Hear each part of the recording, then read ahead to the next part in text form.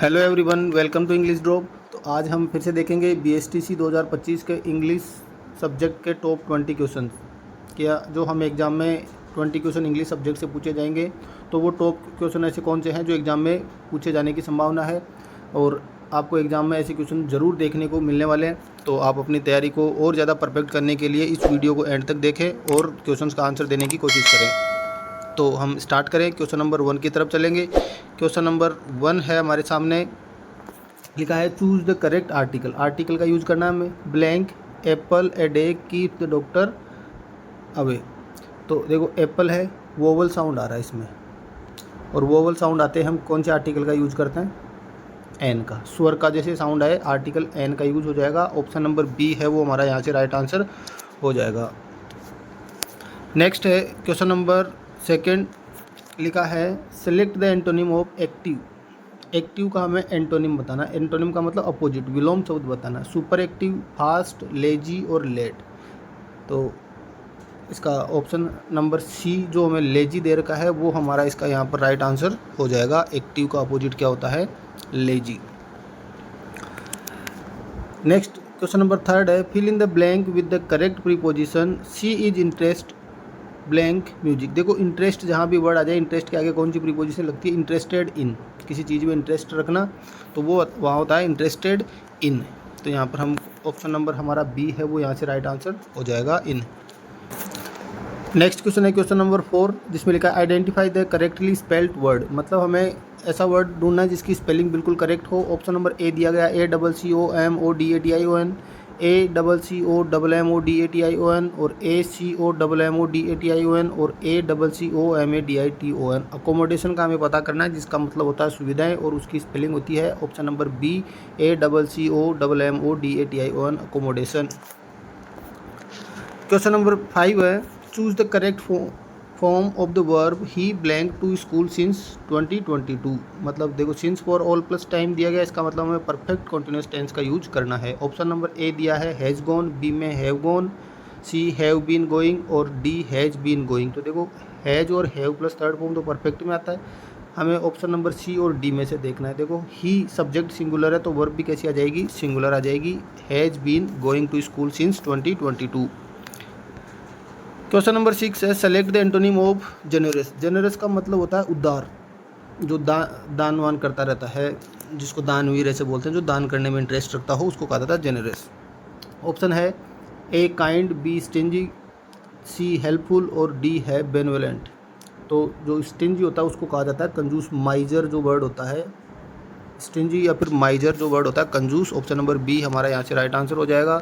Fill in the blank with the correct conjunction I was tired blank I kept working. मैं थका हुआ था फिर भी मैंने काम करना जारी रखा, लेकिन मैंने काम करना जारी रखा। सो इसलिए मैंने काम करना जारी रखा कि मैं थका हुआ था इसलिए मैं थका हुआ था क्योंकि मैंने काम करना जारी रखा, या फिर मैं थका हुआ था और काम करना जारी रखा। तो हमारा जो बेस्ट आंसर होगा यहाँ से वो होगा option number A but. I was tired but I kept working. मैं थका हुआ था लेकिन काम जारी रखा। क्वेश्चन नंबर 8 है choose the correct passive voice they are painting the house. तो इसका हो जाएगा पैसिव वॉइस, हाउस ऑब्जेक्ट है तो the house is being painted by them. The house is being painted by them. Option number B है वो हमारा यहाँ से करेक्ट आंसर हो जाएगा।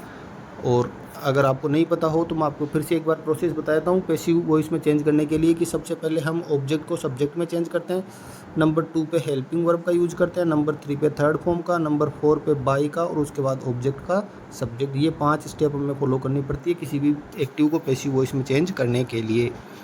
क्वेश्चन नंबर 9 है identify the type of sentence please close the door. ये जो सेंटेंस है वो कौन से टाइप का है? Declarative, interrogative, imperative, exclamatory. देखो विस्मयादिबोधक चिन्ह होता तब तो एक्सक्लेमेटरी हो जाता, क्वेश्चन मार्क होता तब इंट्रोगेटिव हो जाता, डिक्लेरेटिव नहीं होता। यहाँ पे कौन सा सेंटेंस है? इम्पेरेटिव। कोई भी सेंटेंस फर्स्ट फॉर्म से स्टार्ट हो जाए, डोंट से स्टार्ट हो जाए, या फिर प्लीज़ काइंडली से स्टार्ट हो जाए, वो सेंटेंस कैसे होते हैं? इम्पेरेटिव। तो यहाँ से हमारा ऑप्शन नंबर सी है वो करेक्ट आंसर हो जाएगा। क्वेश्चन नंबर 10 है select the correct indirect speech he said I will help you. तो he said that I will, मतलब आई है वो चेंज हो जाएगा सब्जेक्ट के अकॉर्डिंग, तो ही विल का हो जाएगा वुड। हेल्प और ऑब्जेक्ट नहीं दिया हुआ तो ऑब्जेक्ट हम अपनी तरफ से मान लेंगे, वो क्या हो जाएगा? मी। तो he said that he will help me, he said that he will help me, he said that he would help me, he said that he helps me, he said that he helped me। Option number B हमारा यहाँ से correct answer हो जाएगा। Choose the correct question tag, you are coming. Question tag बनाने के लिए सबसे पहले हमें हेल्पिंग वर्ब लिखनी होती है, उसके बाद ऑब्जेक्ट लिखना है, क्वेश्चन मार्क लगाना है। सब्जेक्ट को ऑब्जेक्ट मतलब जो हमारा सब्जेक्ट है उसको लिख देना है। अब देखो ये मतलब हमारा स्टेटमेंट पॉजिटिव होगा तो क्वेश्चन टैग नेगेटिव बनेगा, स्टेटमेंट नेगेटिव तो क्वेश्चन टैग पॉजिटिव बन जाएगा। यहाँ पे पॉजिटिव है तो इसका मतलब स्टेटमेंट कैसा बनेगा, नेगेटिव। तो आर नोट तो क्या बन जाएगा, आरंट। आर नोट का क्या बन जाएगा, आरंट, और यू का यू रह जाएगा, question aren't you question mark. Option number ए हमारा यहाँ से करेक्ट आंसर हो जाएगा। Select the synonym of timid. Timid का मतलब होता है कायर, डरपोक। टिमिड का मतलब क्या होता है, कायर, डरपोक। कावर्ड का मतलब भी क्या होता है, कायर, डरपोक। फियरलेस जिसको डर नहीं होता, करेजियस हिम्मत वाला, टायर्ड थका हुआ, तो कावर्ड इसका सही पर्यायवाची शब्द हो जाएगा। क्वेश्चन नंबर 13 है, fill in the blank with the correct preposition. Correct preposition का यूज करना है हमें। He was accused theft, accused of, fix preposition है accused of. Option number B हमारा यहाँ से डायरेक्ट आंसर हो जाएगा। फिक्स प्रीपोजिशन आपको अच्छे से याद होनी चाहिए। क्वेश्चन नंबर 14 है, identify the correctly spelled word. O double C U double R E N C E, O double C U R E N C E, O double C U R E N C E, O C U double R E N C E और O C U R E N C E. तो O double C U R E N C E option number B है वो हमारा यहाँ से correct answer हो जाएगा। Question number 15 है, choose the correct form of the verb. They blank playing football when. When के बाद सेकंड फॉर्म है तो पहले या तो वॉज वर आएगा या फिर हैड बीन। ऑप्शन आर दिया हुआ कैंसिल, वर दे के साथ आ जाएगा। ऑप्शन नंबर बी यहाँ से हमारा डायरेक्ट आंसर राइट हो जाएगा। क्वेश्चन नंबर 16 दिया है, select the antonym of ancient. Ancient का मतलब होता है प्राचीन या फिर पुराना। हमें इसका एंटोनिम अपोजिट बनाना है, इसका मतलब नया ढूंढना है हमें।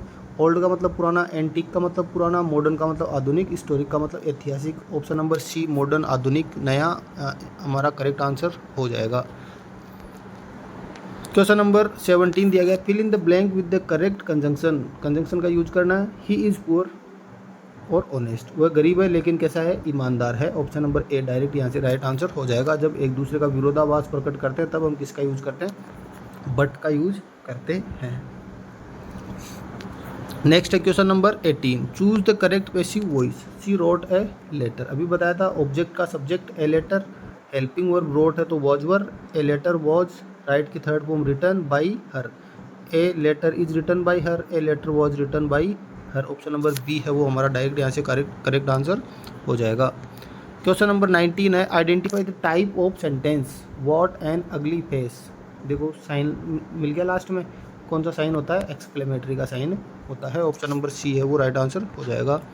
क्वेश्चन नंबर 20 है, select the correct indirect speech. She said I am reading a book, तो she said that she was reading a book, क्योंकि आई है वो सब्जेक्ट के अकॉर्डिंग चेंज हो जाएगा, is am are was were में change होता है। तो she said I was, she said that I was, she was reading book, she said that she was, is आ गया रॉन्ग हो जाएगा। She said that she was reading a book, option number B है वो हमारा यहाँ से correct answer हो जाएगा। तो ये था आज का हमारा पेपर। उम्मीद है आपको क्वेश्चन अच्छे से समझ आए हुए होंगे। नेक्स्ट वीडियो में नए पेपर के साथ मिलेंगे, तब तक के लिए गुड बाय।